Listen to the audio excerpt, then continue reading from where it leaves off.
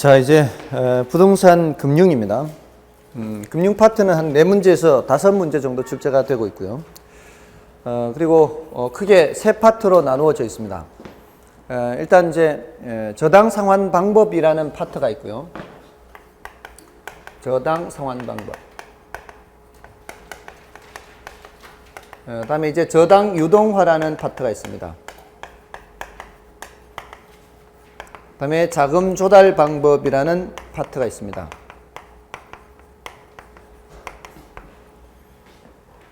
저당 상환 방법은 이제 여기 생략돼 있어요. 저당 대출을 받은 후에 그 대출금을 어떻게 상환을 할 것이냐 하는 것인데요.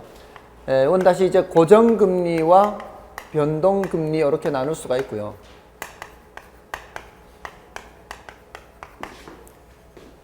보통 이제 원리금균 등 원금균 등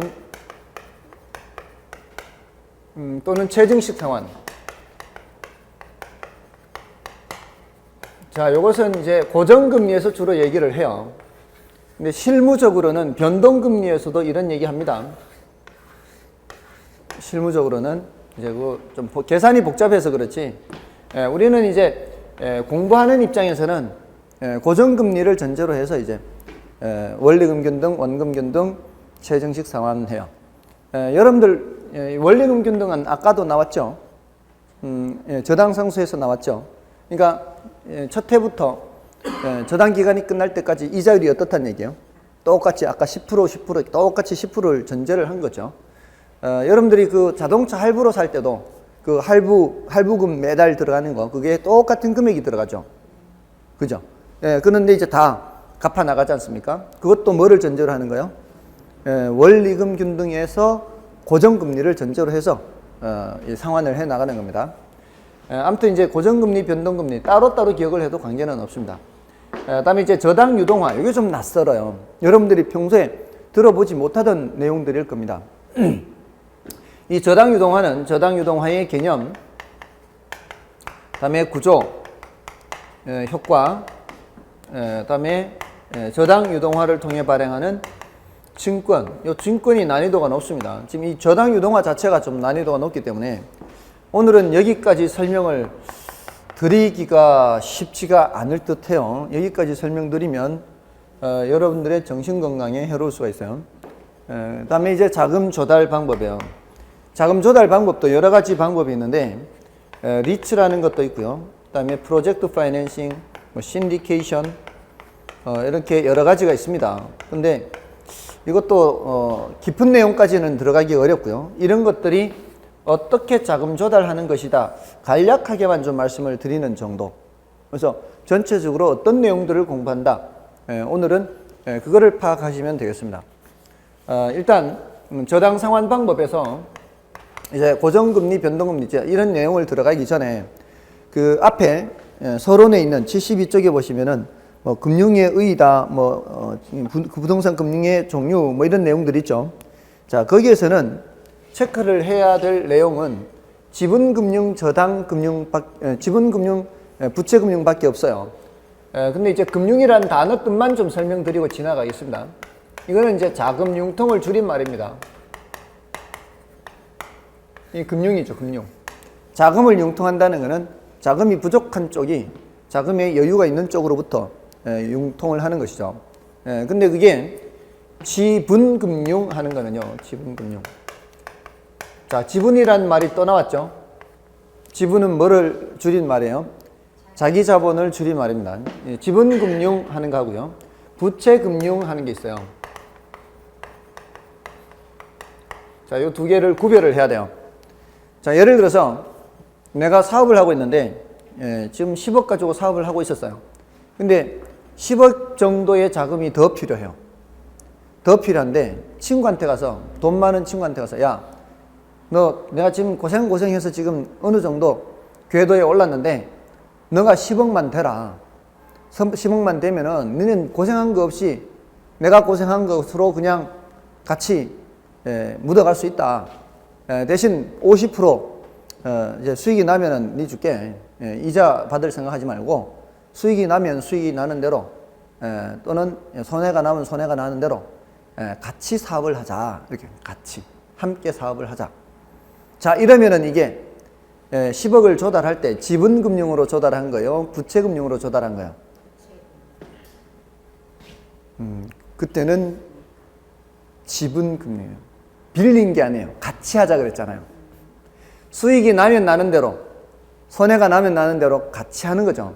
사업을 같이 하자 그랬잖아요. 사업을 같이 하자 그랬다는 거는 우리 한 배를 타는 거예요. 한 배.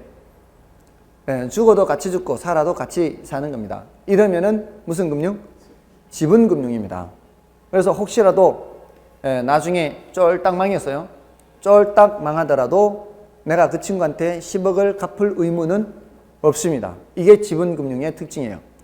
근데 내가 친구한테 야, 돈 좀 빌려주라. 이자는 후하게 쳐줄게.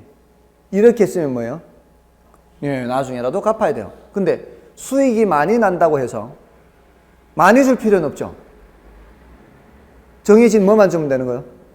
이자만 주면 되는 거예요. 그게 부채금융의 특징이에요. 근데 지분금융은 수익이 많이 나면 많이 나는 대로 나누어야 되고요. 적게 나면 적게 나는 대로 적은 것으로 나누는 겁니다. 그래서 가장 큰 특징이 지분금융은 그 수익에 대한 배당이에요. 배당. 실적이 좋으면 많이 가져가는 거고요. 실적이 안 좋으면 적게 가져가는 겁니다. 이거는 어떻게 하는 거예요? 이자입니다. 이자.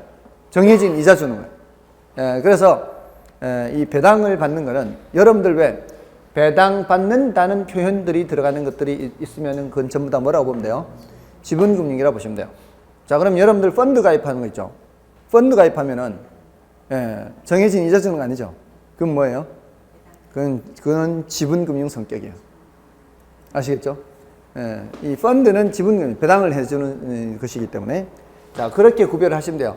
우리 수준에서는 이게 이제 가장 중요한 내용이에요. 이게 배당이냐, 이자냐. 그래서 나중에 이제 자금을 조달할 때 이거는 배당을 하거든요. 이거는 주식회사예요. 부동산 투자 주식회사예요. 주식회사니까 수익이 나면 어떻게 해요?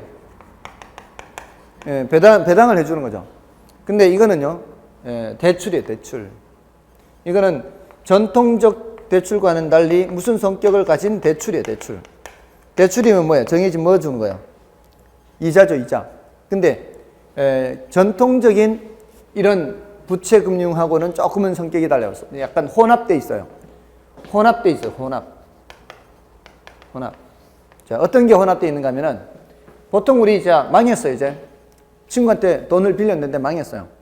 망하면은 나중에라도 돈 생기면 어떻게 해야 돼요? 갚아야죠. 근데 이 프로젝트 파이낸싱이라 그래요. 프로젝트 파이낸싱은 하다가 망했어요. 망했는데 금융기관한테 상환할 의무가 없어요. 망했는데. 좋죠. 빌린 입장에서는 끝내주죠. 그러니까 금융기관 입장에서는 돈을 빌려주기 전에 어떻게 해요? 신중하게 검토를 하겠죠. 물론 그냥 무작정 빌려주지는 않습니다. 아무튼 그런 특징이 있어서 얘가 그런 거거든요. 자, 친구하고 같이 사업을 한다고 했을 때 망했을 때는 친구한테 갚을 의무가 있어요, 없어요? 갚을 의무가 없잖아요. 그러니까 이 성격이 섞여 있는 거예요, 지금. 얘는 좀 독특한 놈이에요. 자, 이 신디케이션도 이거 투자자 모집해가지고요, 배당해 주는 거예요, 배당. 이거는 확실하게 뭐예요? 이건 확실하게 지분금융이에요. 자, 이런 것들을 이제 공부할 때 도움이 되는 거예요. 지분금융, 부채금융 하는 거는. 자, 요 정도면 돼요. 다른 거는 별로 중요한 것도 없어요. 조인트 벤처도 있기는 하죠. 조인트 벤처도 여기에 들어가요. 조인트 벤처는 이건 나중에 설명해 드려도 돼요. 지금 단계에서는 이런 거 하나하나 다 기억할 수는 없고요. 나중에 하면 되니까. 그거 외에는 더 이상 볼 거 없어요, 왼쪽에서. 이제 오른쪽에 고정금리, 변동금리로 넘어가면 돼요. 자, 고정금리와 변동금리의 차이가 뭘까요? 고정금리는 이 처음 대출 받았을 때부터 끝까지 금리가 똑같은 게 고정금리죠. 근데 변동금리는요, 일정한 기간마다 이자율이 바뀌죠. 보통 몇 달마다 바뀌나요? 보통은 석 달 또는 6개월 이렇게 바뀌죠. 자, 근데 고정금리는 자, 이렇단 말이에요. 대출금리가 이렇게 고정되어 있어요. 처음 대출 받았을 때부터 나중에 상환할 때까지 고정되어 있거든요. 근데 금융기관의 성격을 여러분들이 조금은 이제 이해를 하셔야 돼요. 금융기관은 뭘로 돈 벌어 먹고 사는데요? 이자로 벌어 먹고 사는 거죠. 근데 이자를 주기도 하잖아요.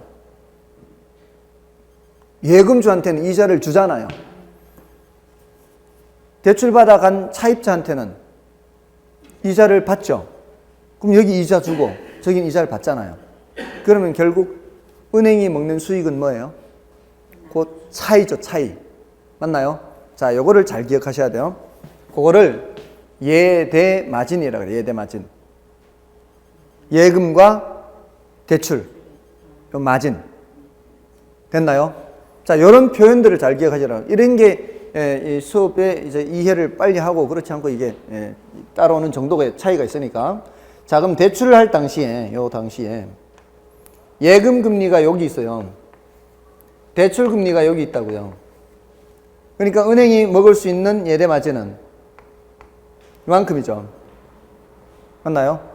예를 들어서 이게 이제 대출 금리가 4%, 예금 금리가 2%. 그럼 이제 2%포인트의 예대 마진을 먹으려고 하는 거죠.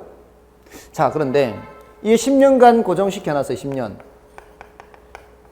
우리 주택담보대출은 장기잖아요. 10년, 15년, 20년 뭐 이런 정도. 자, 근데 예금 금리란 말이에요. 요것이 예금 금리가 10년 동안 고정돼 있을 수 있을까요? 예금 금리는 어떻게 해요? 수시로 바뀌죠. 예금 금리는. 자, 바뀌어 볼까요? 이렇게. 자, 예금 금리는 예금주들한테 주는 금리란 말이에요. 근데 은행에서는 예금주들한테 예금 줘서 돈 받아가지고 이걸로 대출해 주는 거죠. 근데 받는 금리는 4%로 고정을 시켜놨는데, 자, 예금주들한테 주는 금리는 막 3%, 3.5% 올라가면 어떻게 돼요? 은행이 먹을 수 있는 마진이 줄죠.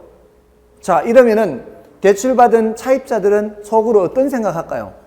요때 대출받은 차입자들은 막 금리가 올라가더라도 나는 계속 4%만 내면 되니까 참 잘 빌렸다 이런 생각 들겠죠.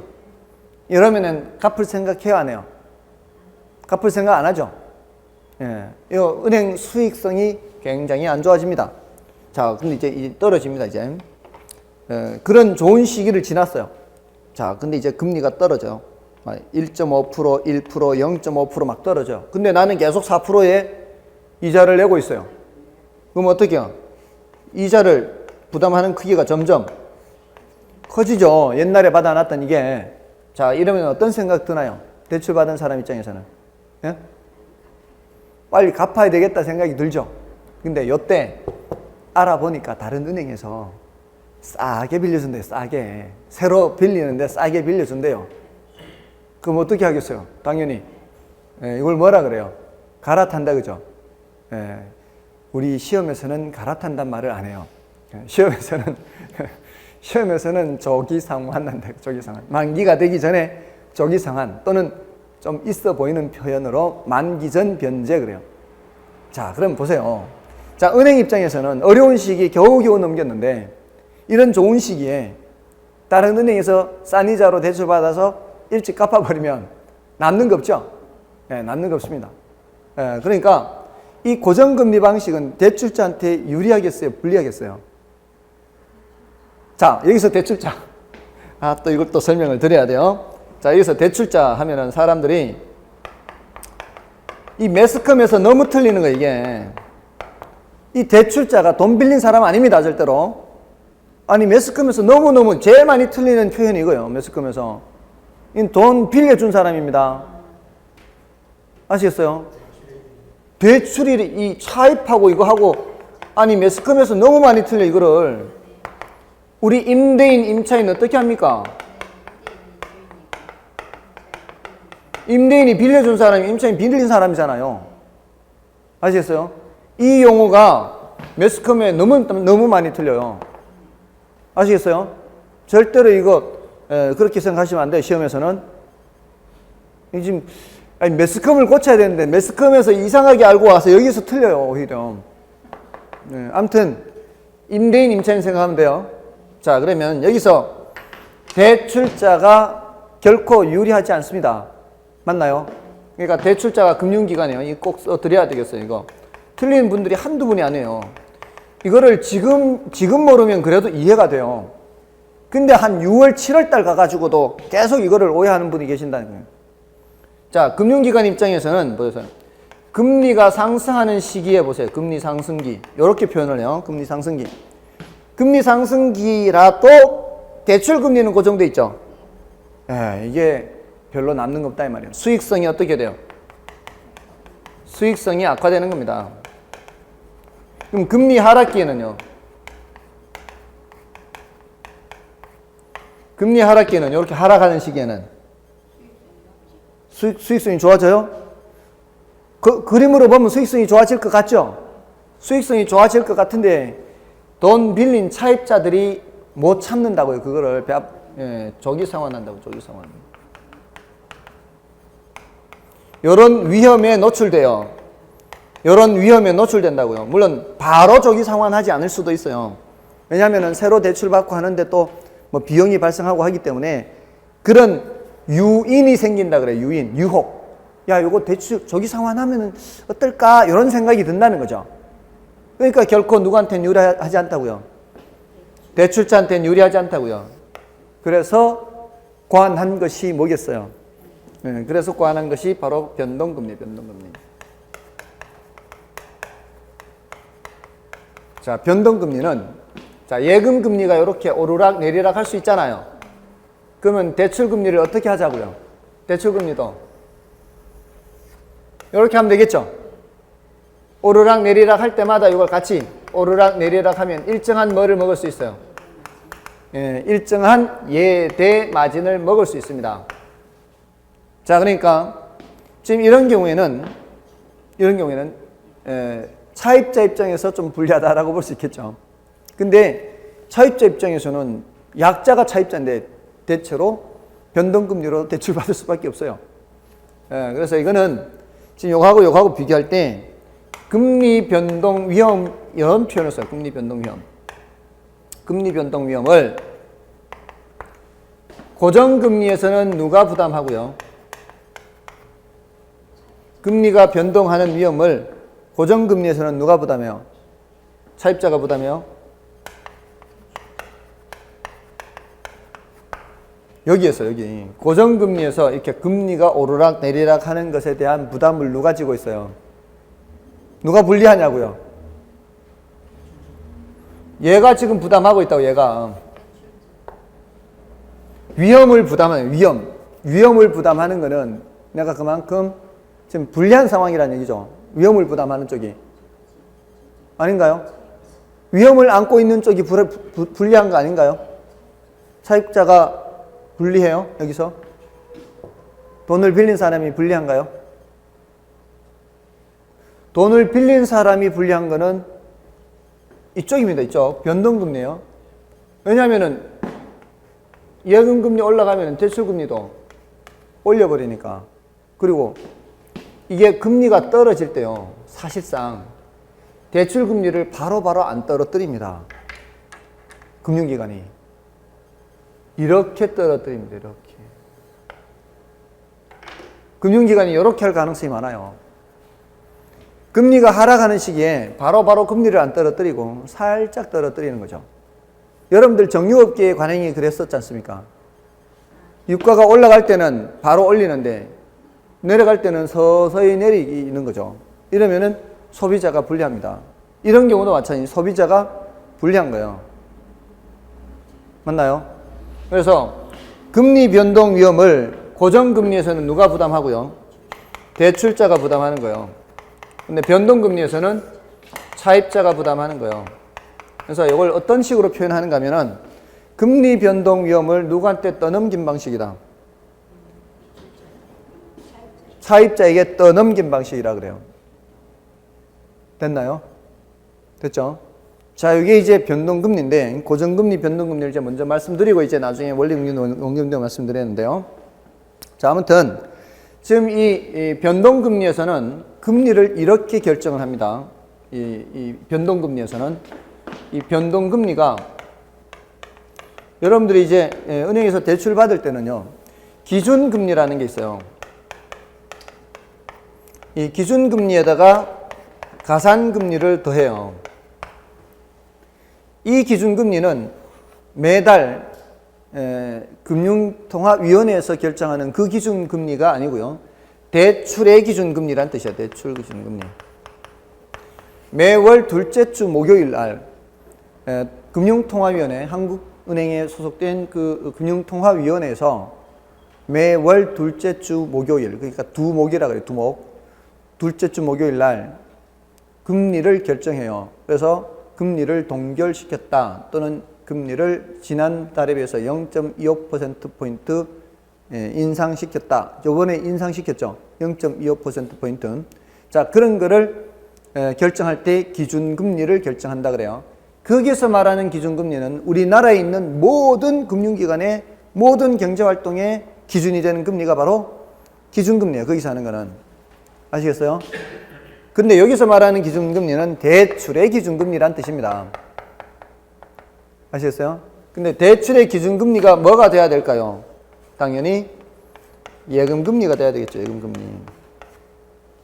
그렇잖아요. 은행이 먹는 게 예금금리를 기준으로 해서 대출을 해주는 거니까. 그 다음에 가산금리가 먹여서 이게 마진이에요. 마진.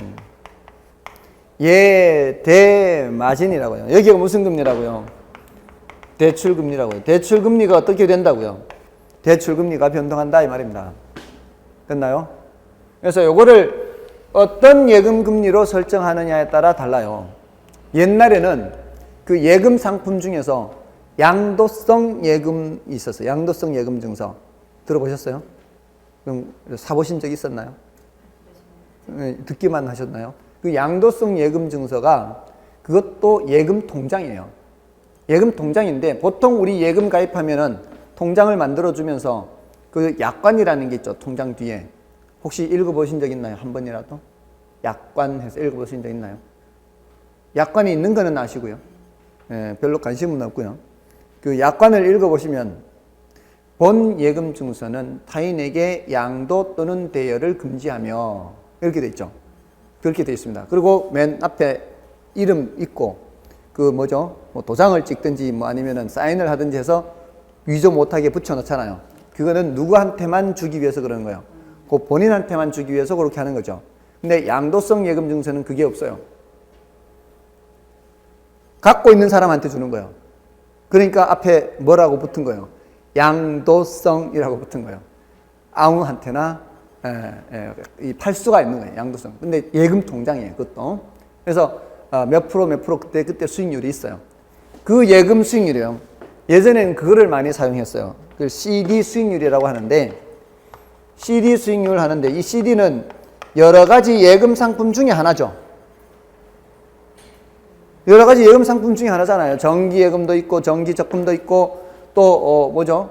뭐 하여튼 여러 가지 예금 상품이에요. 예금 상품.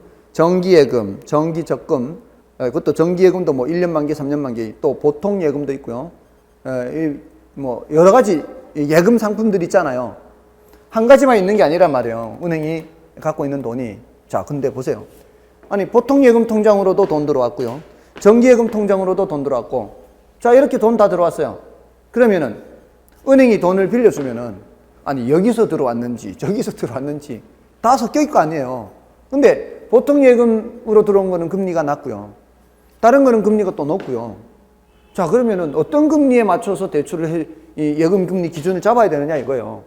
그래서 이제 CD 수익률이 좀 안 맞다고 해서 몇 년 전부터 시중은행에 8개 예금 상품이 있어요. 8개 예금 상품에 평균적인 금리를 산정을 해요. 매달. 그거 두목이 하는 게 아니에요. 그거 말고 이 두목이 하는 거는 금융통화위원회에서 하는 거고요. 근데 매달 하는 것은 신주은행연합회가 있어요. 은행연합회. 거기서 시중에 9개 은행 8개 금융상품을 평균적인 예금 금리를 정해요. 그 평균적인 예금 금리를 코픽스 그래요. 코픽스. 들어보셨어요? 그 코픽스라는 게 예금 금리라고요. 평균적인 예금 금리예요, 대신. 그래서 그거를 기준으로 해서 대출을 해주는 거예요. 이 가산금리 마진을 붙여서. 이 마진을 붙이는 거는 대출 받는 사람의 신용도에 따라 달라요. 신용도가 높은 사람은 마진이 적고요. 위험이 적으니까. 금융기관 입장에서는. 신용도가 낮은 사람은 마진이 크고요. 됐나요? 그렇게 해서 대출 금리를 결정하게 되는 겁니다. 자, 이게 이제 고정금리, 변동금리고요. 자, 그 다음에 이제 나머지 이제 요런 정도 기본적인 것만 아시면 되겠죠. 나중에 좀 더 하면 되니까. 그 다음에 이제 원리금 균등 상환과 원금 균등 최정식 상환. 자, 요거를 좀 말씀을 드리면, 자, 이 원리금 균등, 원금 균등. 자, 일단 이 두 개를 비교할게요. 이게 제일 중요하니까. 이것도요, 몇 달이 지났는데도 지금 이 원리금이란 단어 하고요, 원금이란 단어를 구별을 못해요. 이러면 안 돼요. 원리금이란 단어는 뭐예요? 원금, 이자, 합계를 말하는 것이고요. 원금 하면은 원금만 얘기하는 거예요. 자, 그러면은 원리금 균등 상환이라는 것은 원금, 이자, 합계액이 똑같게 대출을 해준 겁니다. 이게 바로 앞에서 뭘 했었어요? 무슨 계수? 저당상수에서 했던 겁니다. 지금 얼마를 대출받았을 때, 예를 들어 1억을 대출받았을 때 매년 말 또는 매달 말 얼마씩 갚으면 다 갚아 나갈까요? 뭐 계산한다고요? 푼돈 계산할 때 써먹는 게 바로 저당상수다. 이렇게요. 됐나요? 자, 그러면 이때 금액이 다 똑같이 나가잖아요. 똑같이 나가는데 어떻게 원금이자를 다 갚아 나갈까요? 처음에는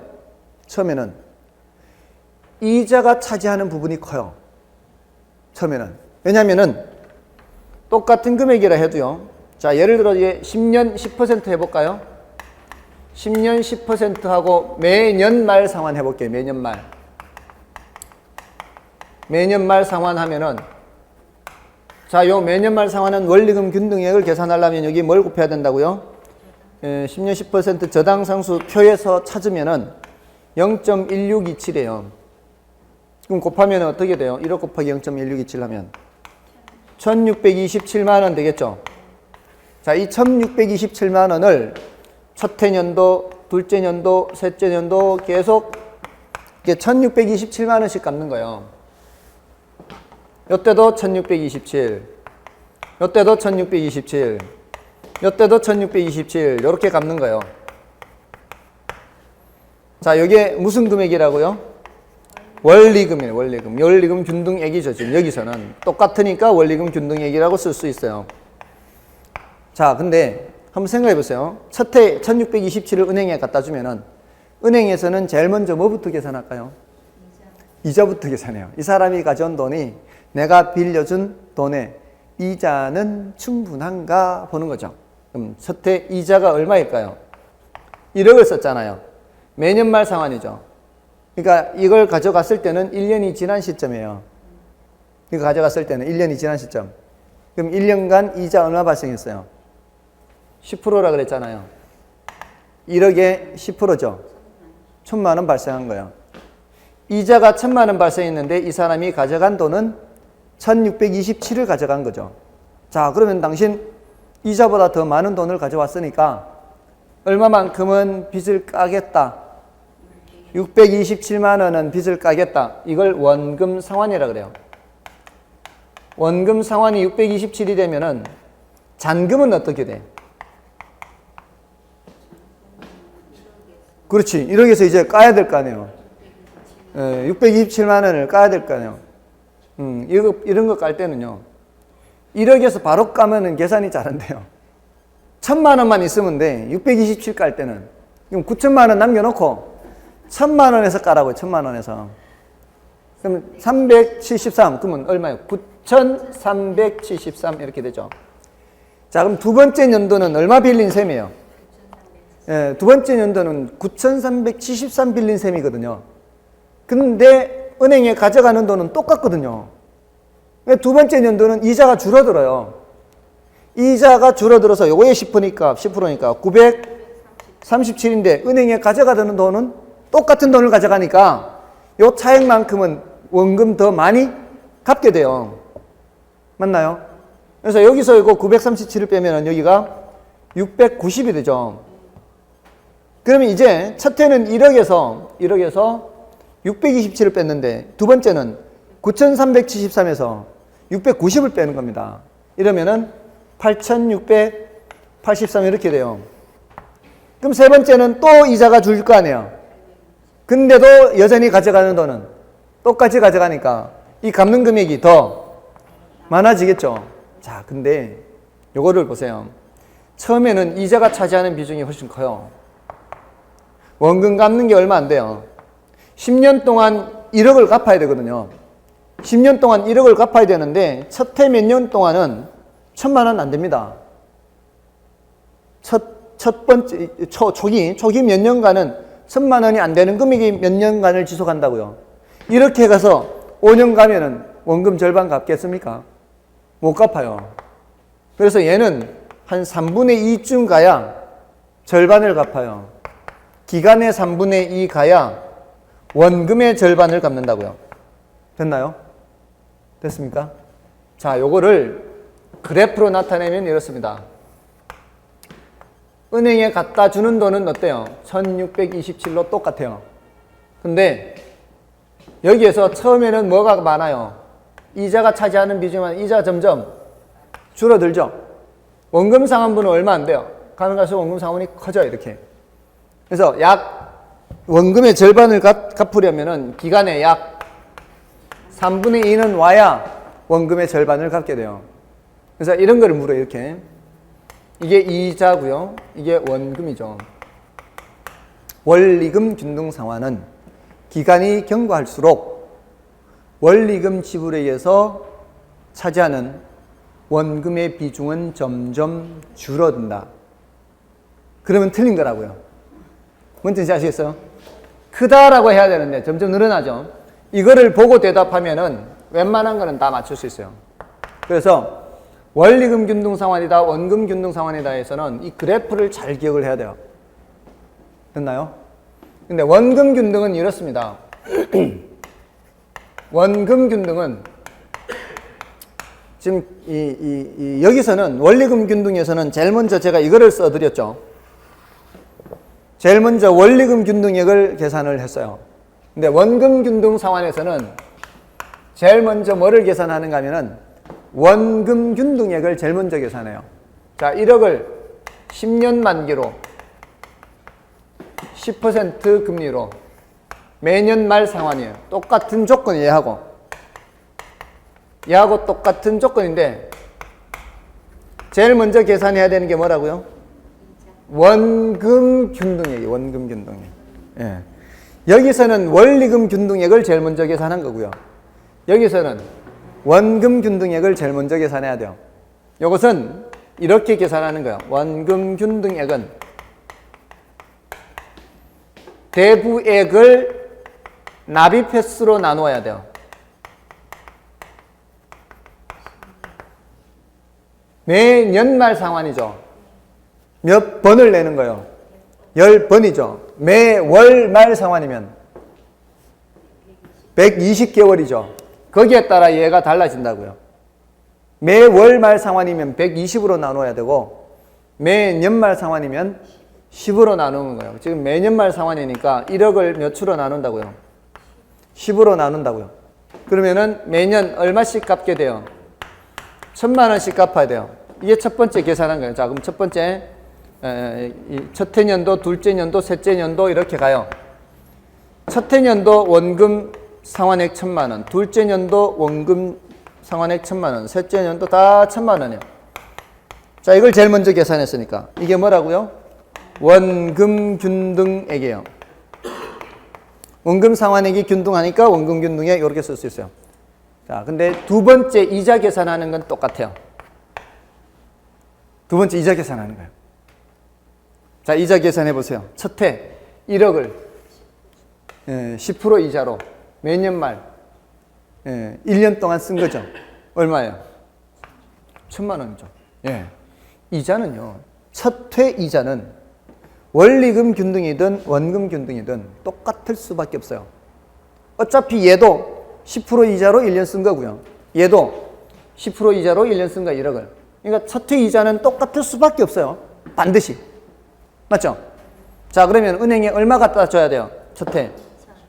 합계, 원리금 합계를 가져가야 돼요. 2천을 가져가요, 2천을. 은행에 가져가는 돈은 요만큼 가져가는 거예요. 그럼 은행에서는 2천 받으면은 당신 이자는 1,000인데 1,000 더 가져왔으니까 까드릴게요. 얼마 까는 거예요? 요 1,000을 까야 되죠. 그럼 잔금이 얼마예요? 잔금이 9,000이 되는 거죠. 그럼 두 번째 연도는 이제 얼마 빌린 셈이에요? 9,000을 빌린 셈이니까 이자가 900이 되겠죠. 그럼 은행에 갖다 주는 돈은 1,900을 가져요. 이 두 개 합쳐서. 자, 보세요. 얘는 첫 해에 원금 갚는 게 얼마예요? 627이죠. 얘는 첫 해 원금 갚는 게 1,000이죠, 1,000. 누가 더 많이 갚았어요? 원금 균등이 더 많이 갚았죠. 얘는 더 많이 들고 가니까 얘는 1,627만 들고 가는데 얘는 2,000 들고 가니까 더 많이 들고 간 만큼 원금을 더 많이 갚는 거죠. 맞나요? 자, 근데 가면 갈수록 가져가는 돈이 부담이 적어지면서 맨 끝에는 1,100만 원만 들고 가요. 근데 얘는 맨 끝에도 1,627만 원 들고 가는 거예요. 자, 그럼 이 구조가 이제 보이시겠죠? 또 이것도 그래프 그리면 어떻게 되겠어요? 이렇게 되겠죠? 처음에는 많이 가져가고 나중에는 적게 가져가는 거예요. 이게 무슨 방식이요? 원금 균등 상환이에요. 자, 그러면은 여기에서 자, 요렇게 나타내면은 요거는 변함이 없어요. 똑같아. 요게 자꾸 줄어들어요. 여기서 줄어드는 게 뭐예요? 이자가 자꾸 줄어들죠. 예, 이게 이제 이자가 차지하는 부분이에요. 요거는 원금은 똑같이 가잖아요. 원금 상환분은. 됐어요? 그러니까 원금 균등 상환하면 이 그래프 생각해야 되고 원리금 균등 상환하면은 요 그래프 생각해야 돼요. 이 그래프 보면서 대답하면은 거의 잘 틀리지 않아요. 자, 그래서 이거를 비교를 할 때는 이렇게 해요. 원리금 균등 상환을 그려놓고요. 여기가 원리금 지불액이 일정한 건 뭐라고요? 원리금 균등이죠. 근데 원리금 지불액이 이렇게 감소하는 거를 이렇게 그려야죠. 여기. 이렇게 해야 되겠죠. 얘보다 초기에는 더 부담이 크지만 후기로 가면은 얘보다 부담이 적어지죠. 됐나요? 요거 가지고 이제 대답을 하는 거예요. 요게 원금 균등이고요. 요게 원리금 균등입니다. 그럼 최증식은 어떻게 될까요? 그 마지막 하나. 이건 중요도가 약간은 더 낮은데요. 최증식, 점증식 하는 건 어떻게 될까요? 여기서 이렇게 올라가는 거예요. 이럴 수도 있어요. 실제로는 별로 없어요. 옛날에는 조금 있었는데 지금은 거의 없다고 보면 돼요. 됐나요? 최증식은 나중에 좀 더 설명드릴까요? 지금으로서는 최증식 뭐 더 설명하면 머리만 아프니까 가장 중요한 원리금 균등과 원금 균등 비교할 수 있으면 되고요. 다음에 여기서 고정금리와 변동금리 비교할 수 있으면 돼요. 그러니까 고정금리 하면은 머릿속에 이거를 빨리 연상을 하고요. 변동금리 하면 이거를 빨리 연상을 하면 돼요. 다음에 원리금 균등 하면은 이거 연상하고요.